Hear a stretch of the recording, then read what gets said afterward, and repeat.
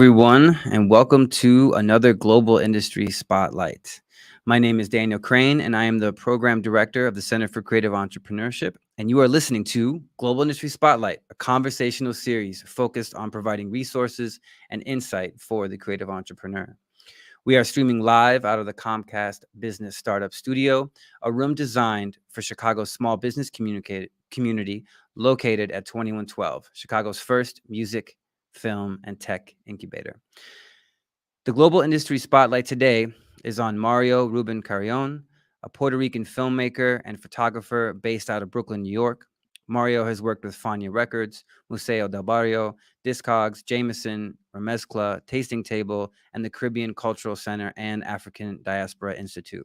He has curated and directed teams of visual artists for the New York Latino Film Festival and Afro Latino Festival in New York City. Mario has been a resident documenter for nightlife events such as Rosa Perreo, Oriza, Vibras NYC, Bajo, and has been published by Rolling Stone, Vibe, Complex, El Nuevo Dia, and OK Africa, among others. He's a good friend, and I'm excited to talk to him today, so let's bring him in. What's up, bro? What's going on, Rain? My birthday twin. Yeah, exactly. So there's so much backstory to Mario and I's relationship. One, we do share the same birthday. And I founded a music festival in Chicago with my partner, David Chavez, and Future Roots at Navy Pier called Latinx. And Mario had reached out through email, and this is a good thing for, you filmmakers out there. He saw this thing was happening. He reached out and he said, hey, I'm a photographer and filmmaker from New York. I've worked on X, Y, and Z, festivals that were related to Latinx, would be interested in coming and shooting. And thus, began, our relationship. And Mario came and shot Latinx and did a fantastic job. And we kind of, brought the communities together. So it's great to, have you here and in the talk. Oh, you're forgetting the fact that I met my life partner. I happened to be Crane's friend, but that's just a little detail, right? A lot happened that weekend, right? And amongst that was like great music, a great event put together by you, and I think we got some really good visuals. That was a lot of fun. Yeah, I didn't. Yeah, that is a big point as well. That that you met D and you guys are a great couple. And I think it's great to start out with that fact. It's like you took the initiative to send an email. Can you just talk about kind of what your thoughts were, how you found it, and you were like, okay, like I'm gonna just reach out to these people and say what's up. It's funny because that's one of the first time I ever did that. And Wow. it's something that I haven't really done since. Just reaching out, cold calling like that. Yeah. I'm sorry. All good. I'm in the Caribbean, and this heat is getting to me right now. You look comfy over there in your AC, Crane. I still got the shiny head though. It's still like, still. So yeah, since then I haven't really cold called. It just happened that a lot of friends of mine who are musicians in New York were coming over to Latinx to perform at that festival. And I saw the opening and I was, I don't know, the energy was right. I emailed you with, some of the work that I had done for Afro Latino Festival, which really opened a lot of doors for me in New York. It's an amazing music festival for Afro-descendant musicians and folks in New York that Mael Caprado puts together. And that kind of opened the doors for me, and I sent you some of those photos. I think I was curious. I wanted to come to Chicago. I had never been. And it just kind of worked out that way, I don't know why I haven't done it since either, because it worked out so well for me. Like it was just like an iconic weekend, and right. It was. Yeah, I definitely, that's a good reminder for myself to kind of just reach out more to artists and folks that I want to work with. It's something that because word of mouth moves fast in New York, and you end up kind of getting booked, and you work and you don't really have space to reach out that much. But in the transition that I'm in right now, where I'm going from like taking on gigs that maybe I'm not like two values aligned with, I'm finally transitioning to finally working with folks that I'm super like aligned with creatively, values. And it takes a long time to get there, I think, for you to build your skills, for you to build the kind of like the filter too of knowing, who you want to work with, what works for you, what doesn't work for you. And so, I think now is a good reminder for me to do that, to seek out folks that I want to work with and reach out. Maybe once I get a little slower because summer's Yeah. there. Yeah. I mean, and for me, I wanted to bring in, a photographer to capture that event who was in the community, who had already been around that community. That was really important. So I think, for filmmakers and photographers out there, if you have found a niche, find other, festivals or events or things that are around that niche, because you never know, right? You just never know, people may be looking for the exact thing that you have. And I was like, man, it would be great to have somebody who's familiar with the community, who's already shot stuff, that kind of knows, you knew some of the performers already. So, and it was an iconic weekend, and it's great that we're continuing, the friendship and relationship. But just to kind of back up a little bit, can you talk about your, your background, like, how you kind of got started and what, as you were kind of starting to mention, the path has been to where you are now, where, as we all do, we have to do, gigs that maybe we don't really like to do, but they pay the bills. And you're saying, okay, at this point, I'm really starting to line up creatively with the people that, I'm interested in working with and the work that I want to do. Oh, for sure. Yeah. Long story short, I was born and raised in Puerto Rico, moved to Jersey when I was 15 years old in 2001, like 2 weeks before 9/11. So, I came to a new country, you know what I mean, in many ways. But, I found creative outlets from when I was young, when I first moved to the United States, like the way for me to connect with the community where I was in South Jersey. There's not a lot going on. There's a very small Puerto Rican community. I started rapping. I started making beats and rapping, and that was kind of like my first creative outlet. And from there, it just started evolving. Eventually I let that go. I didn't see myself pursuing that. But there's a performer actually in Latinx this year that I used to rap with when I was 14 years old on like forums online.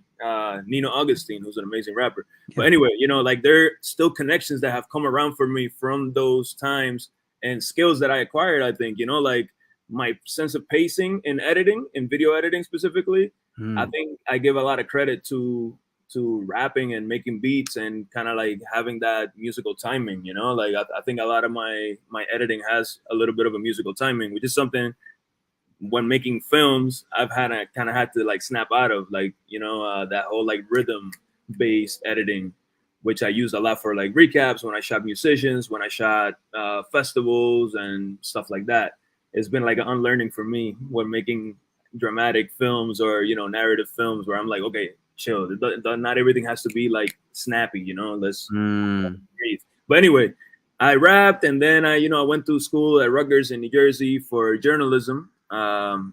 Didn't pursue that. I saw that like I didn't really like the way the pipeline looked for that. Like I saw that there were a lot of opportunities, but you had to do like free internships and stuff like that to get to a point where you could get a job within that industry. And I was at the point, I didn't want to work for free necessarily. I had to pay bills. I had to, do things. So I just, started doing hospitality work. I worked at hotels for over 10 years. And during that time is when I started building up my skills. I remember while studying journalism, I did a photojournalism course. I learned to shoot like 35 millimeter film, and I just kind of fell in love with it. One of my friends that I lived with at the time, Tom Carnevale, rest in peace. He let me borrow his digital camera, and we just went around New Brunswick and did street photography. So street photography was my first, storytelling, visual love in that way. And it kind of led me to everything else, and I still think it informs everything I do now when it comes to composition, the energy I go out to shoot with, that connection, trying to find things that are like natural, that I didn't necessarily like staging things, and until I started writing narrative films. But I always try to bring that organic feeling to even those projects that I worked on, So that's been the journey, man. Like I worked overnights at hotels for 6 years in New York, and I will get out of work at 7 a.m., go home, take a nap, train for boxing because that's how I kept, my body in check, and then shoot whatever would come my way via word of mouth. I shot, sweet 16s, quinceañeras. I shot weddings. I shot like baby shoots. I did like, brands shoots for shoe companies, up and coming startup groups like that, So I did a little bit of everything. I did real estate shooting, which was, I don't recommend to anybody. But if you different strokes for different folks, if you dig that, that's cool. It was just, I realized during that time that I like interacting with people in my work. Right. You know what I mean? Like I can't just landscapes and stuff like that. It's not for me. I like the energy, the exchange of energy with folks in front of the camera, behind the camera, the collaborative aspect. I really like. So yeah, that's kind of what led me to finally taking the leap and making a film last year. Yeah, and I mean, I think it's important, for entrepreneurs and people who are, doing photography and filmmaking, even though those like weddings and quinceañeras and real estate stuff, it pays and it's not what you want to be doing. I think there is a time for it in the sense that it sharpens your skills, and it informs you of what you don't want to be doing. I think that's a great, like, those things kind of run their course. Like for me personally, I played in a wedding band for 12 years. And it was an incredible, experience in terms of when I got the gig. It was, stabilizing me financially. It was everything, and it kind of ran its course, and it definitely sharpened my skills. I learned a bunch of things, but like you said, we kind of start this art thing with a passion and a kind of a creative drive to make something that's meaningful for us, right?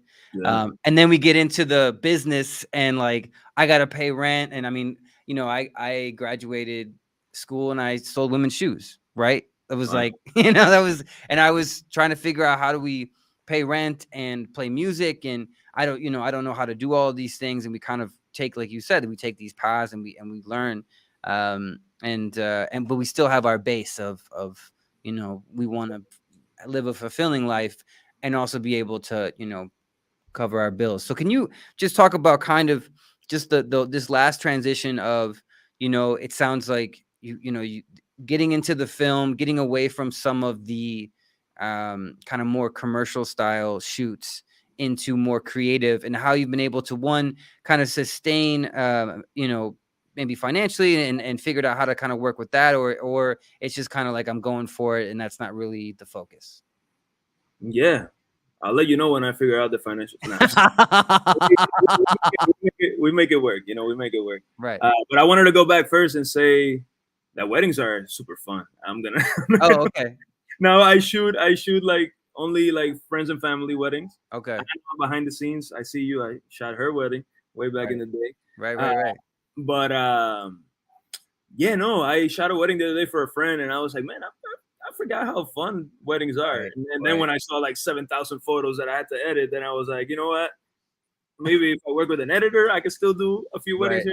This is fun. But anyway, yeah, for sure. There's that transition. There's like levels, I think you reach as you become more confident in your skills, more like centered in your values and in your creative vision and prospects and like, aspirations. You know what I mean?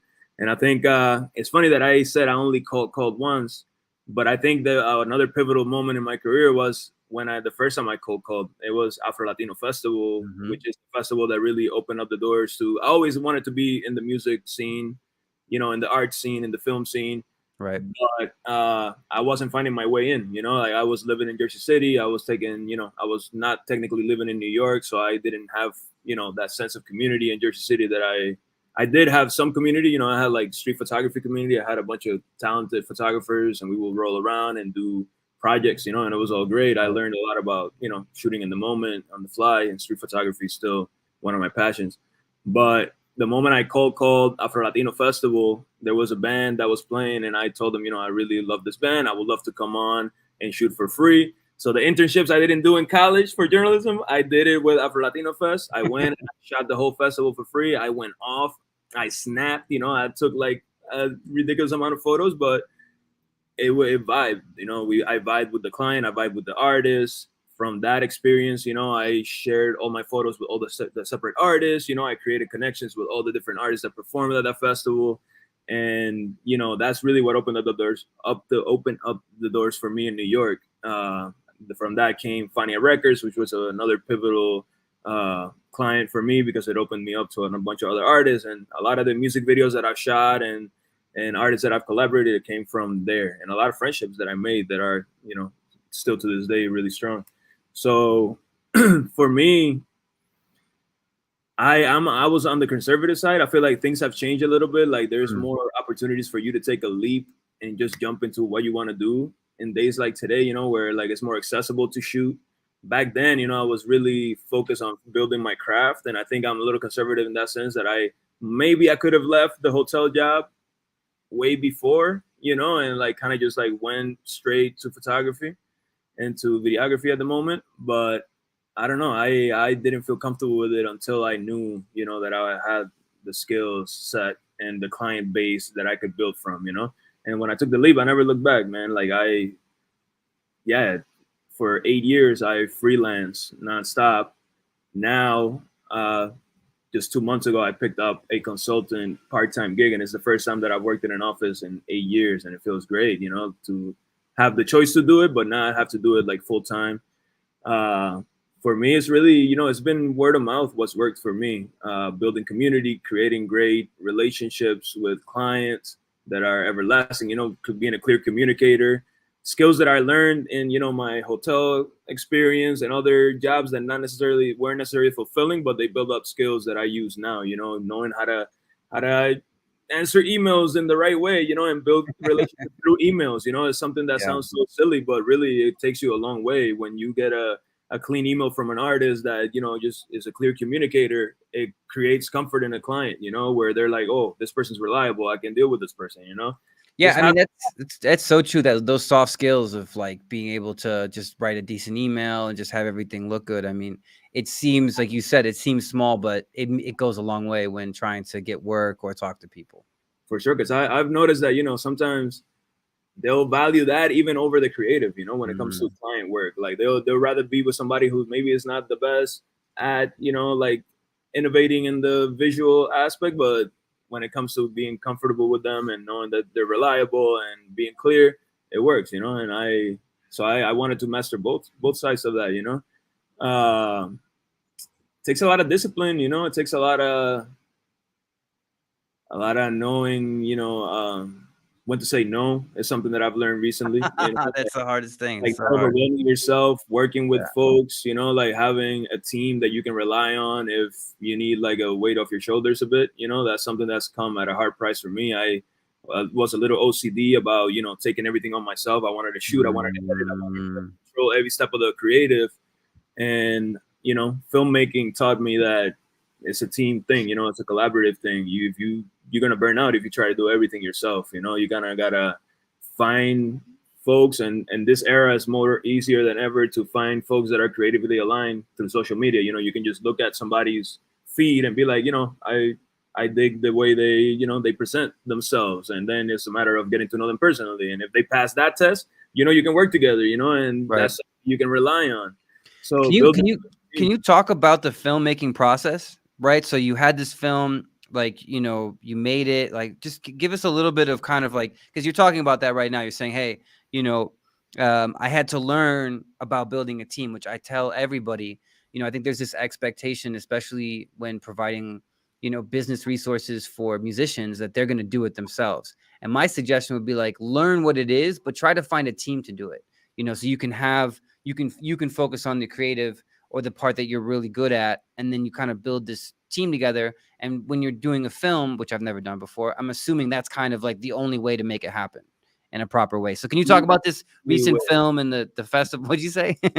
The only way to make it happen is to believe in your team too. You know, like you hired them for a reason, you brought them on for a reason, then let them do their thing, you know. Because I come from a background of like having the camera in my hands, you know, whether it's with photography or smaller scale video production, I think I had a little trouble in letting go of some control, you know. And thankfully, you know, I always say, you know, make films with your friends, you know, find friends that you want to work with and make work with their friends to start out, especially because there's a comfort level and a knowing each other level and a creative alignment, values alignment level that's really allows you to kind of just focus on the creative, you know, and do your thing and run wild and free. And during the shoot, I would find myself kind of like focusing too much on the camera and being like, nah, let's change this, like micromanaging, you know. And it takes a friend who was my DP, Redens de Rosier, amazing Haitian photographer and now DP, director of photography,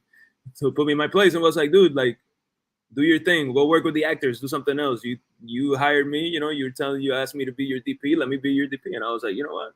From that moment on, I like blew my mind that I was like, I love his art, I love his work. Why am I micromanaging? Let him create, you know, and bring something to add to your vision, you know. So I think that's been part of it for me, you know, letting go of control and trusting the people you bring around as a team. Yeah, you wouldn't be able to do it otherwise. This short film, which we shot in one day in a record shop.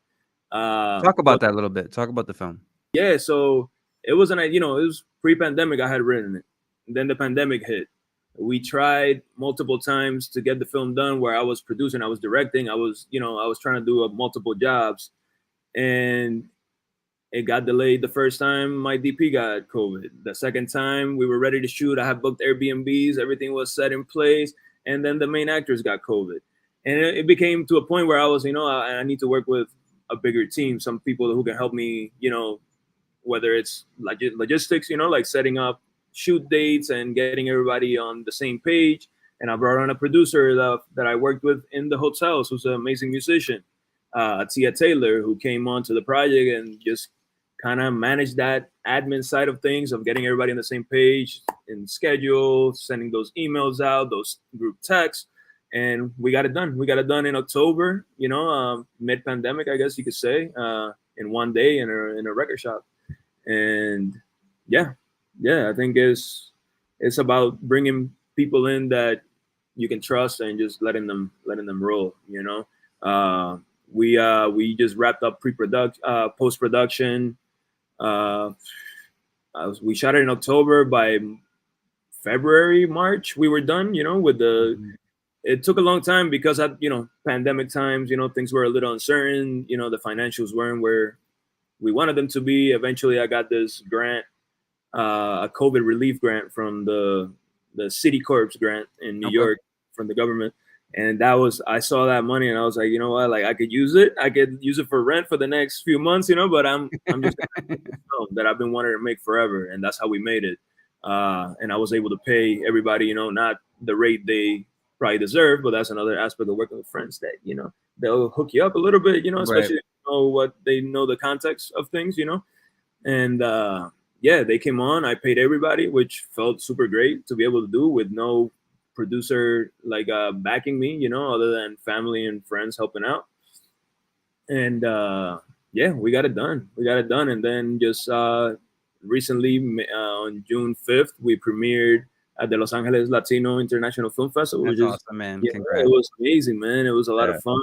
We brought some of the cast and crew out there and just had a blast watching other amazing films. You know, we felt like super honored to be among so many good filmmakers, you know? Yeah. So here you are, you know, you just premiered a film at a film festival in LA. Kind of where do you want your career to go? Where do you want the art and the creative to kind of go, kind of moving forward? For me, like it's been like ebbs and flows, you know. It's like a roller coaster, man. Because a balancing act, you know. Like after the film, you know, we put so much time and love into the film that, you know, I think I neglected client work. And then, you know, to balance that out, I took on a lot of amazing projects in the freelance world, you know. And then this opportunity to work with the Caribbean Culture Center and African Diaspora Institute as a consultant and a digital producer came up. And I had to jump on it. You know, it's a client that I've worked with for a long time, that I'm values aligned with, that I love. And, you know, I'm working with them on a consultant basis now. But that met up with all the freelance work that I had, a project with Museo del Barrio and a project with Brooklyn Arts Council. And all that has been just like, you know, over for the last few months. Like everybody's out here in the beach and I'm editing at home. But it's taught me no, for real. And now today, you know, this week I'm in Puerto Rico, and for the first time I'm able to just like enjoy the summer, you know, and just relax. Right. But I still have like a bunch of post-its of stuff that I got to do, you know. But, you know, it's taught me a lot about balancing things and about setting boundaries, you know, with clients, especially like I don't know why I just always felt like I had to be available 24/7 as a creative, and that's not necessarily true. You can set your boundaries and kind of, gauge what works for you, what doesn't work. When you need free time, make that free time. When you want to be present with friends, family, you be present. Yeah, I just really relate to a lot of what you're saying, and I think there's a time and a place where you're just doing everything all the time, and it's not sustainable. It's not. It's not. It's like all of a sudden your plate's too full, you're totally fried. And that is a part of being a freelancer, a consulting person. The work is always out there, and you don't really get the, I would say, luxury to tap out, right? So you have to kind of do that yourself, right? You have to create those boundaries, because, I mean, obviously, with the trajectory of your career, it's been growing and it's continuing to grow, right? Mhm. So it's always, like you said, that balancing act of what is the work I want to be doing, what is the work that's going to help me sustain, and then where do I draw the line and be able to say no so that I can like enjoy Puerto Rico or enjoy rest, which I think is very important. I've definitely felt that, this summer of, just, man, there's just so many things happening and it's beautiful and I'm grateful for it, but also figuring out, what are the important things that I need to be focusing on. One of them being health and rest. Sure, yeah. It will you help know, your creative so much, when you're yeah. rested and relaxed, you create better. I think, I like working under pressure, but to an extent, my therapist told me, it was like, try that in a few years, working under pressure constantly is going to burn you out. Yeah. Well, it There's a burned me out. thrill. Yeah. There's a thrill to it. There's like a challenge to it, but also, just balance, man. Balance is everything. So I think, that being said, once I get over this mountain of work that I have right now with like all these projects coming together, I just want to like write another script, and like really take my time with it, take all the lessons that I learned from this past film, and hopefully give myself more time. I think shooting in one day wasn't enough. I did it because I wanted to set like crazy limitations.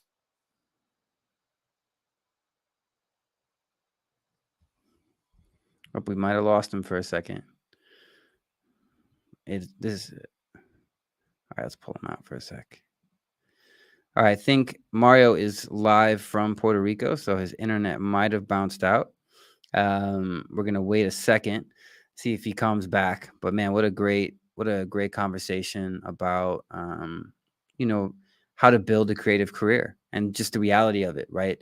Like if the career is going well, all of a sudden you have tons of work, but how do you create that balance? How do you build a sustainable life, while maintaining you know a focus on your own creative practice. So let's check in with him and see if he is still there. Let's see, you froze. Ooh, he might come right back and we can kind of wrap up the conversation. But I think for everyone out there, the other really important point is the cold email that he sent to me, for being a photographer and a videographer for Latinx. And he came and not only did a fantastic job, he met a bunch of people. We networked. He met his current partner. It was, a life-changing event. And I think that for all of us, out there who are looking for work, who are, trying to figure out what to do, those cold emails, just keep sending them, right? You just never know when it's going to hit, when it's going to be the right moment, what kind of network it's going to open up for you. These are all really important things to think about when you're building a career. And I come from a musician standpoint. I have definitely sent out cold emails that have helped me out or put me in situations, and that have expanded my network or I've met new people, more people, been able to generate some more income, or you figure out what you don't want, right? You're like, okay, I'm really not into this, and it's good. You can check it off the list. I think Mario's not coming back. I'm just gonna check my phone and see if he sent me a text. But anyways, it was such a great conversation. Got cut a little short, and we'll wrap up today and move on from there. So again, my name is Daniel Crane. I'm the director of programming at the Center for Creative entrepreneurship. And this was another episode of Global Industry Spotlight, a conversational series focused on providing resources and insight for the creative entrepreneur. We are streaming live out of the Comcast Business Startup Studio located at 2112, Chicago's first music, film, and tech incubator. Thank you to Comcast Business and Shure for providing the tools necessary to make our programming possible. Visit cceglobal.org to register for free workshops offered by our partners. Find us on Instagram and Facebook, and tune in next Thursday for another episode of Global Industry Spotlight with Chan C. Smith, a multi-platform filmmaker and content creator. Again, just for you people out there that are watching, I'm going to put Mario's link below, MarioRubin.com. Check out his work, check out his new film. And, I'm wishing everyone a wonderful rest of the week. Enjoy yourselves. And a reminder that this will be on Spotify, YouTube, Facebook, and LinkedIn. Wishing everyone a great rest of their day. Take care.